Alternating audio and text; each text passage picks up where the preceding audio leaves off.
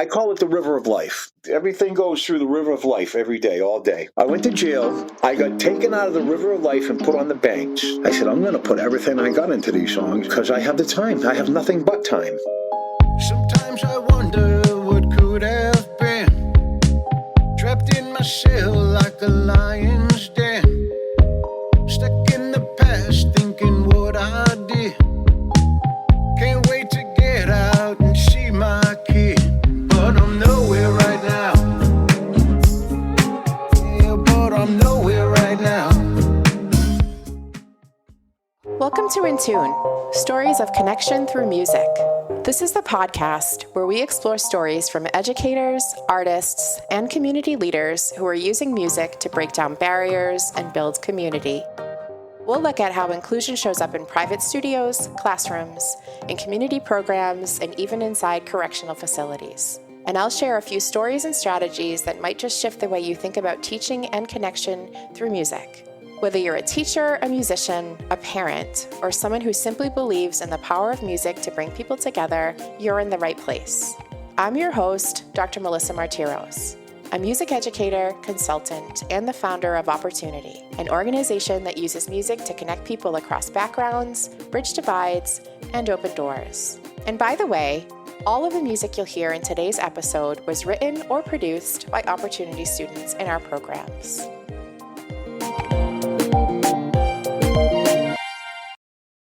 Today's conversation is especially meaningful. We're joined by Marc Recor, an individual who participated in opporTUNEity's songwriting classes while incarcerated and is now continuing his musical journey on the outside.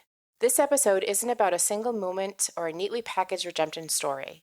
It's about what happens when people are given space to be seen, heard, and supported in their own creativity. In this conversation, we talk about music, identity, and re-entry, and how creating something meaningful can help restore a sense of dignity, self-control, and belonging. Thank you for listening. Let's get into it.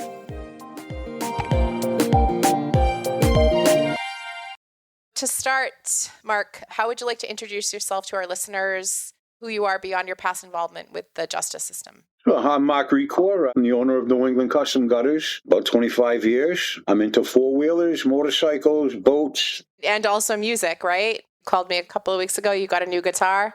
I love music. I have built a little shed outside where we have family gatherings. We play karaoke, and we have the guitars and mics and stuff all set up in the backyard. So we eat, fire, play music. What kind of music do you play? I like classic rock, 80s, if it sounds good, I like it. I'm well-rounded, but I really love the classic rock and roll.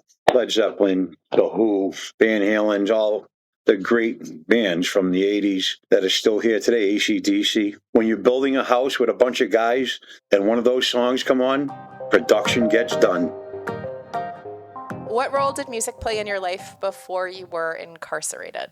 Since I was young, music just motivated me. I've seen what it did to other people, gets them in good moods, and I keep it with me all the time. I know a lot of words to a lot of songs just by listening to them over in memory, and I put myself in different places when I hear different songs.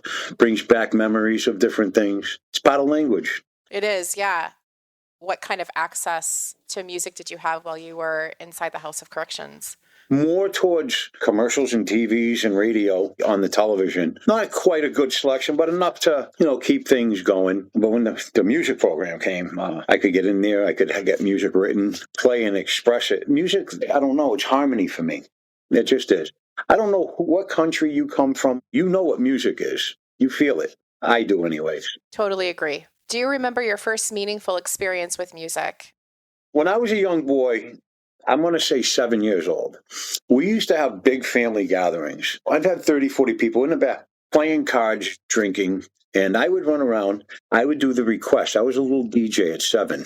So I would see when a certain song come on, how people jump up and gather. And I'm like, this is powerful. So that would be my first overwhelming experience knowing what music is to people and how it makes them feel inside. We had a lot of gatherings like that too. My childhood family gatherings where we'd all just listen and dance. Did you have any formal training? Did you take music lessons when you were a kid, or did you participate in chorus or band or anything like that? I made a decision in my late teens that I'm going to try something. I want to try to play a guitar. And it's a lot of discipline, not having training. It really is. It comes real easy to some people, and some people it's hard. But once I got it, the hook was in me. I just never put it down. That was 40 years ago. So you're self-taught? Self-taught, yeah. I wish I had taken the time as a younger going through school to pay more attention to it. I just didn't. I was more into sports and stuff, you know. I pick up my guitar every day, try to, just for a few minutes, you know, soothing. That's why I called you looking for my song. You want to tell that story? You reached out to me because what? You had just gotten a new guitar? Yes. And my wife cleaned out my office and moved my music papers, and I never saw them again. They're in my shed or trailer somewhere. So I said, I got to call Melissa. She'll get them for me quick. So. Yep. And you found the videos. Were they helpful? Were you able to revisit? I love them. Awesome. I show people that and they're looking at it and they're like, you really did that up there? They're like, when's your European tour coming up? That's great. When you think about your time in the Worcester County Jail and House of Correction, how would you describe who you were at the beginning versus who you became over time? I was there for 18 months. I was kicking myself in the behind. Why am I here? What I did. And then got to keep positive. You know, you can't let things get you down in that situation. And then I took advantage of the programs that were there, try to keep my mind up to where I didn't let the time do me. I did my time.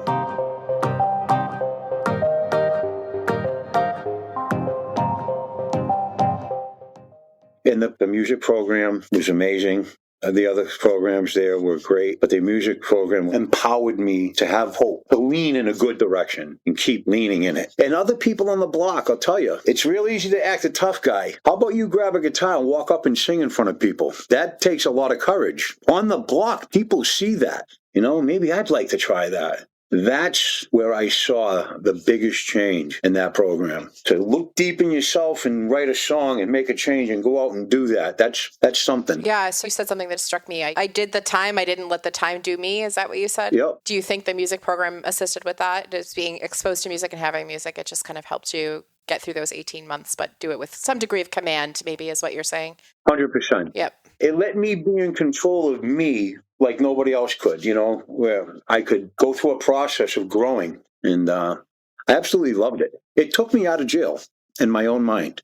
Really did.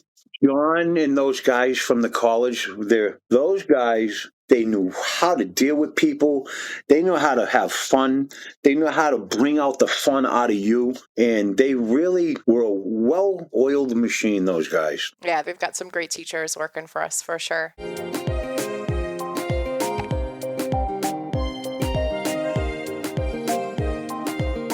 What were some of the biggest challenges to holding onto your identity or a sense of self while inside? That's a tough question, I think.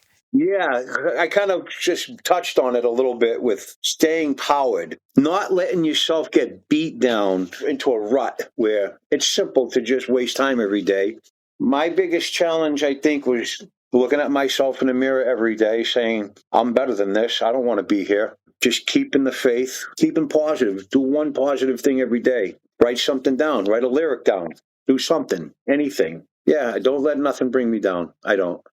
I try not to. When I help others, jail's jail. It's not a good place, but you can make it as good as you can and come out the other side the best you can. You feel like that you did? I know I did that. Yeah.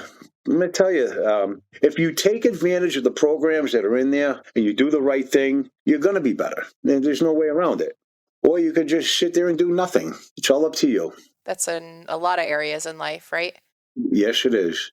Opportunity knocks. You got to do something. Yeah, that's right. Opportunity. I just got that. I got it before you did, and you made the joke. So nice job. Was there a moment inside when you realized you wanted something different for your future?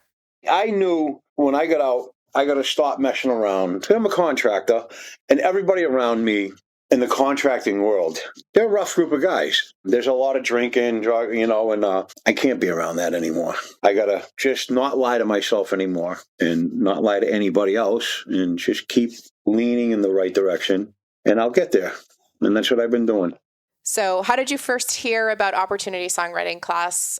Can you describe what you were thinking or feeling when you first signed up for the class? So I didn't hear about it till I got up into the Degnan building. And then I heard a couple of guys talking about playing guitar. I said, what are you talking about? Oh, yeah, you can go play. You get visits up there. People come up and they, listen to the music. I said, are you serious? So I said, you know what? I'm going to sign up. I walked in leery just to see what it was about. And I'm glad I made that decision. I am too. So you had heard about it. You were excited about it, but you were a little bit hesitant. I didn't know how involved and professional it was. I thought it was just another little classroom for a minute until I got in there. My eyes, bam, this is real stuff here. There's real guitars. There's real people. This is going to be real. It was overwhelming for a minute. Am I really in jail? Is this happening? One of the goals of opporTUNEity is to just be a beacon of light in places where things are a little bit dark, but it sounds like you really felt that first day. This is something that is almost too good to be true, but it's going to make this 18 months more survivable. Absolutely. I never left. I stayed every day.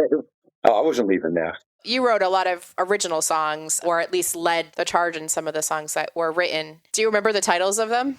I had the Turtle Suit, On My Way, What's Left on the Bone. They were fun. The Turtle Suit song I wanted to write just to show everybody in jail, hey, let's have some fun. Let's make a beat about everyday life in jail and laugh about it. And that's why I wrote the Turtle Suit song.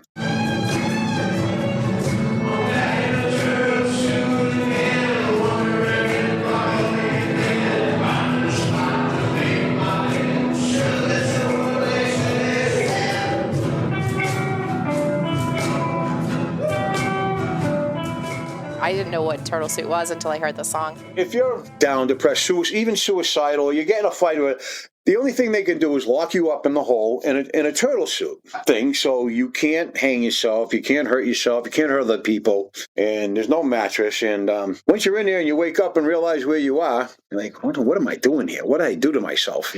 I just wanted to make a fun thing out of it. Bring music into people's hearts. Anybody in that jail when heard, here I am back in a turtle suit again, locked up when I'm going to get fed, you start laughing. Because you put yourself in there. It's your fault, so wake up. Take care of yourself and wake up, and you won't be in a turtle suit anymore. But people that do it over and over and over, and it's funny. We all took our turn doing a lead through it. It's simple blues riff. Everybody's foot was going in the audience. And then what about the other one? So On the Bone?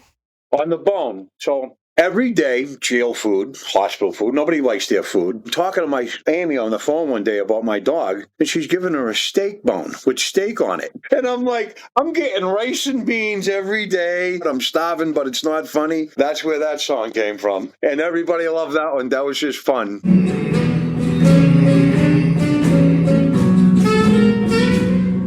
When child comes in, I jumped up to pray. Well, I slowly began to open the tray, hoping for something good inside. Rice and beans again, I said with a sigh. When I said it once, I'm saying it twice. I'm sick and tired of pasta and rice. My dog's eating steak when I heard on the phone. I wish I could have what I thought her mom.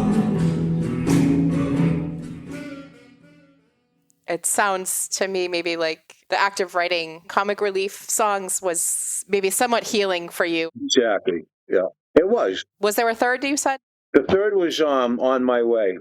And it's about missing your loved ones. And you can't wait to get back home and see them. A little less funny, a little more sentimental. Yep, more real to the heart. What life's all about. Trying to find my way home. Watching your kids grow up through pictures on a cell phone. Being away and can't wait to get back together.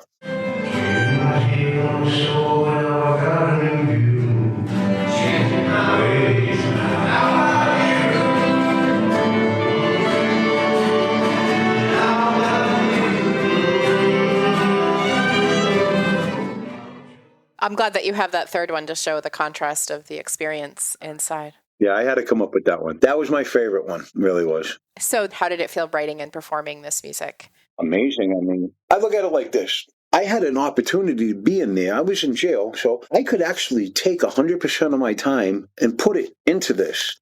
People on the street working, kind of hard to get that time. I call it the river of life. Everything goes through the river of life every day, all day. I went to jail. I got taken out of the river of life and put on the banks. And I got to watch everything.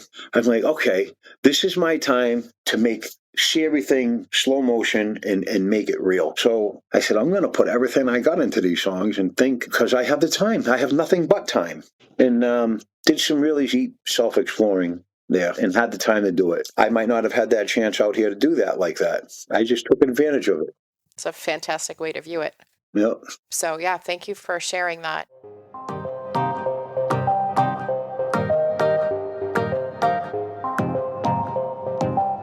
What did songwriting give you that other programs or experiences inside did not? Freedom, sense of being, sense of accomplishment in a dark time, in an environment that's not made for that. It let me have freedom of my mind and let me grow emotionally. That's really well said. Nice hearing it from somebody who has gone through it. Those are things that we're definitely trying to accomplish. One of the things that we're trying to focus on is just reduce recidivism, right? Even just something small like that, like having an accomplishment on the inside that you can look back on and be like, look, I did this and I'm proud of it, is helpful in keeping you from going back, right? Exactly that. Exactly what I meant. I took that with me as a stepping stone up. Awesome. Okay. And then how did writing lyrics help you process emotions, experiences, or parts of your story that were difficult to talk about otherwise? It was just great mental health in there. I let the music flow through me. I let people see it, and it woke people up. It changes people. It's bright. It's a light. I held on to that the whole time. That was my rock to keep going every day. That I'm going to do my music. And just that, it empowered me in all different aspects of my life everywhere. I didn't have to shut down and be in a cell looking out the window wondering, what am I doing? It gave me strength in all areas. You could see that in the guys from the group. Because we'd run into each other and we'd say, hey, what do you think about this lyric? And it was a camaraderie. And people saw it. It was all good. Did the act of creating music change how you saw yourself? Yeah. Okay. So if I can be in jail and I can write a song, why should I stop there? I can do anything. If I can do that, I can do anything out here. So I bring that power with me. Still, day to day? Yep. Day to day. The glass is half full everywhere. I don't look on the bad side of anything. I look at what can I do to fix it, make it better. All because of the song Turtle Suit. The Turtle Suit song.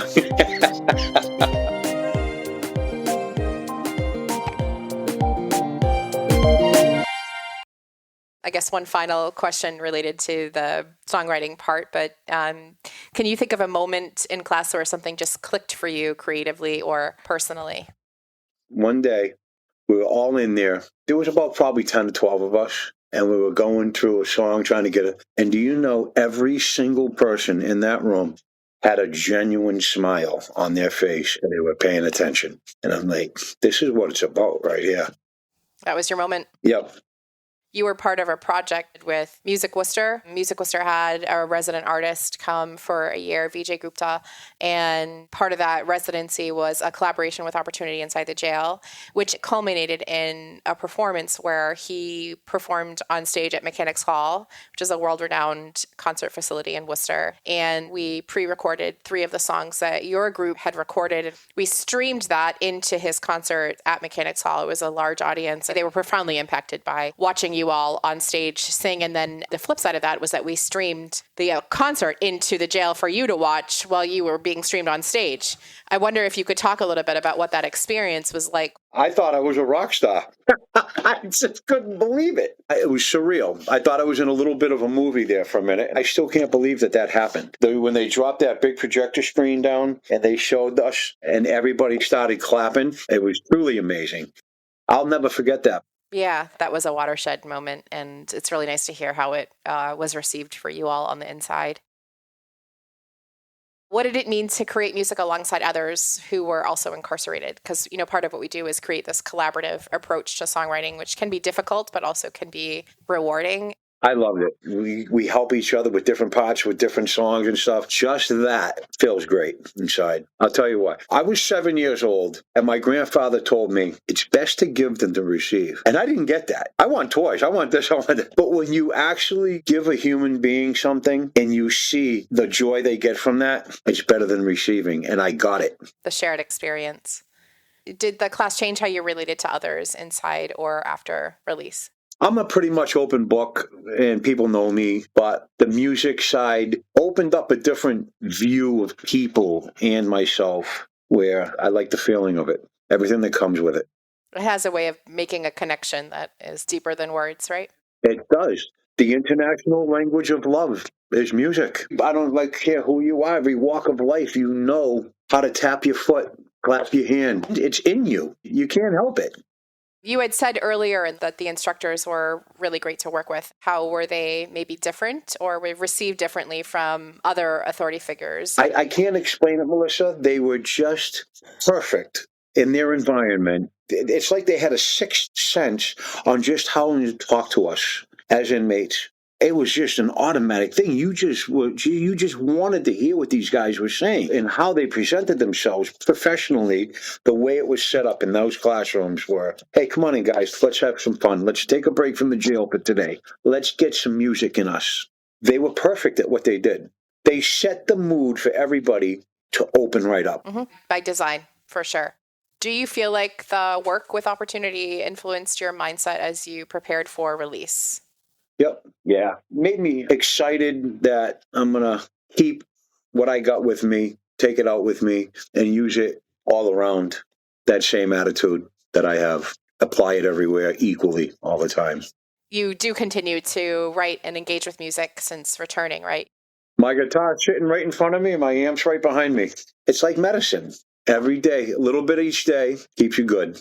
Yeah, I wouldn't have done that without this program. I would have just let my stuff sit there on the walls, I would have, because it got me interested in, I want to see that, see me on video.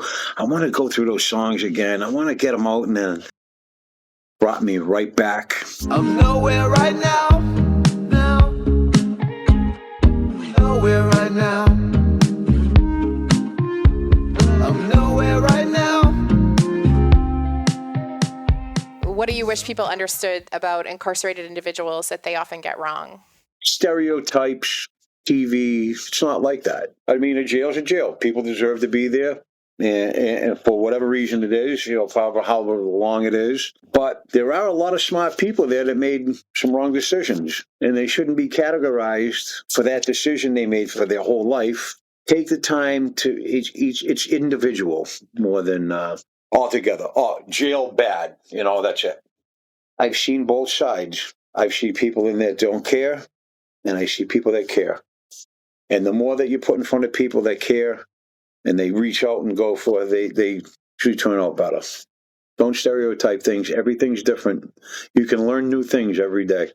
Why do you think programs like opporTUNEity matter in spaces like jails and houses of correction?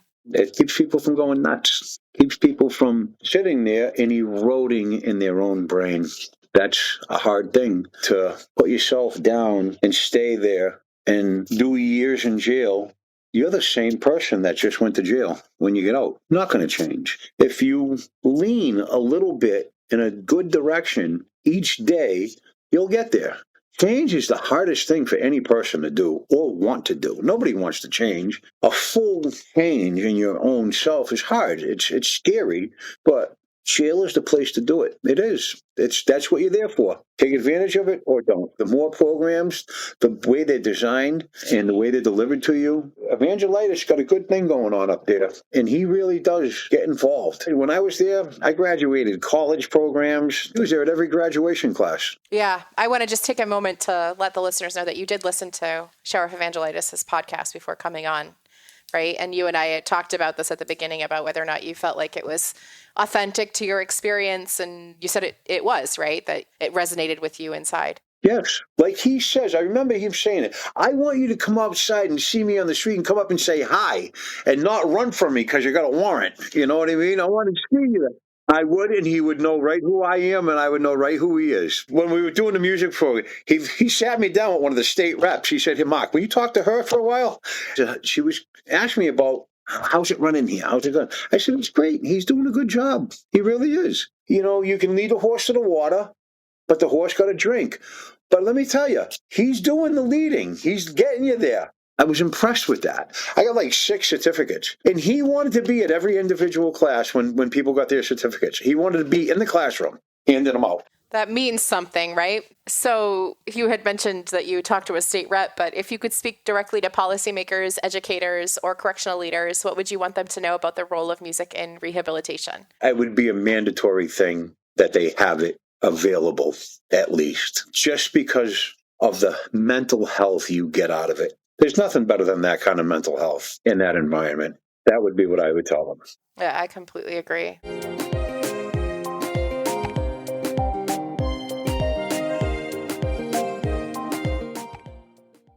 So what are you working on now, creatively and personally? I'm sharpening up my songs right now, and I want to try to get them on tape with maybe a drum beat and stuff and see if I can get them going more.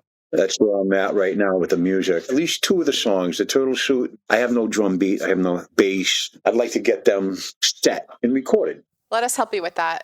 Those are good goals, I think. And how would you define success for yourself today? Happy wife, happy life.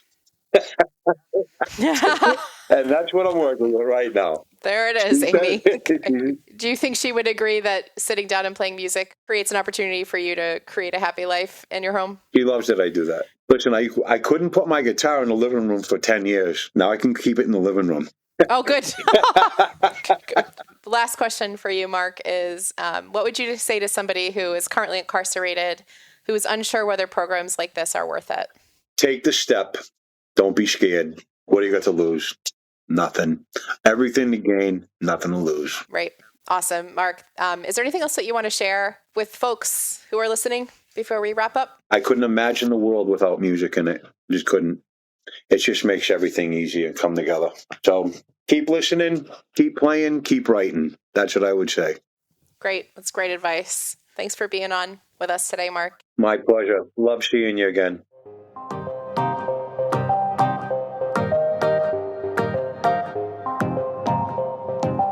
Marc Recor's story reminds us that transformation doesn't begin when the gates open. It begins with a choice.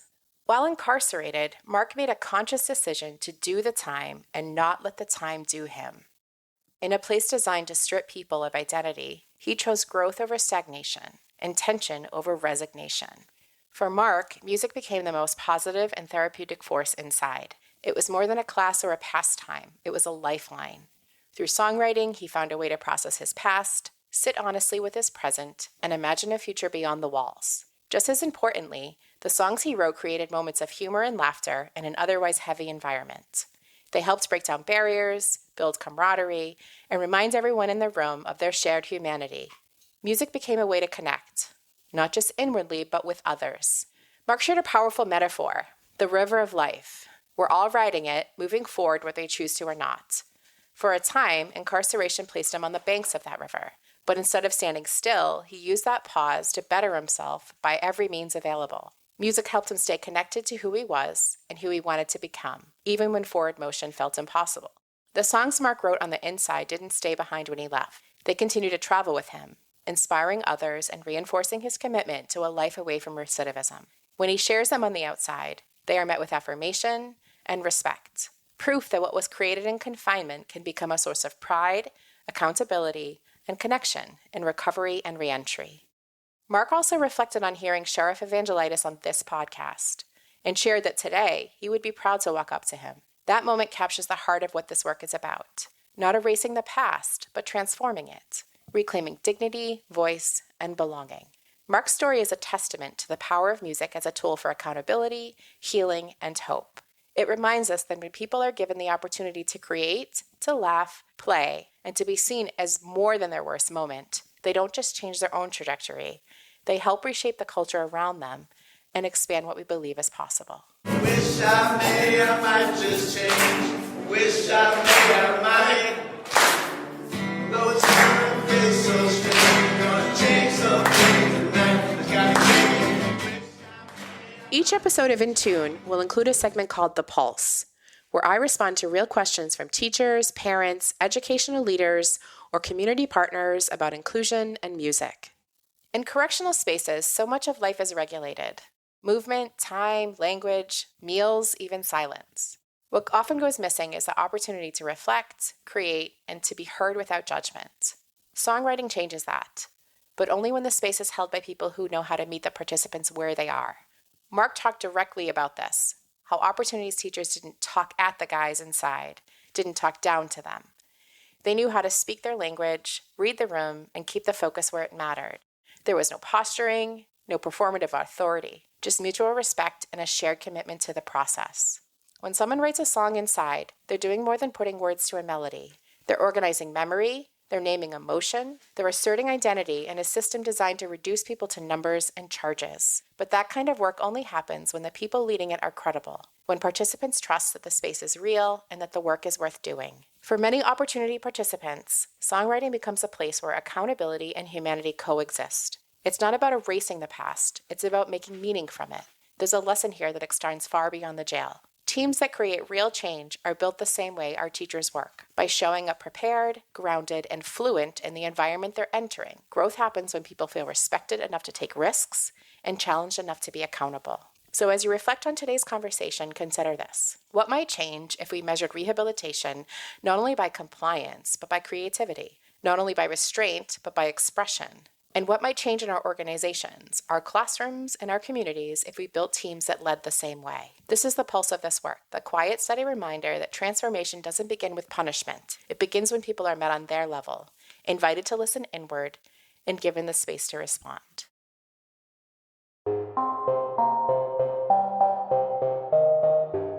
As I mentioned earlier, all of the music from today's episode was written and produced by our Opportunity students. To learn more about each song featured in this episode, check out our show notes.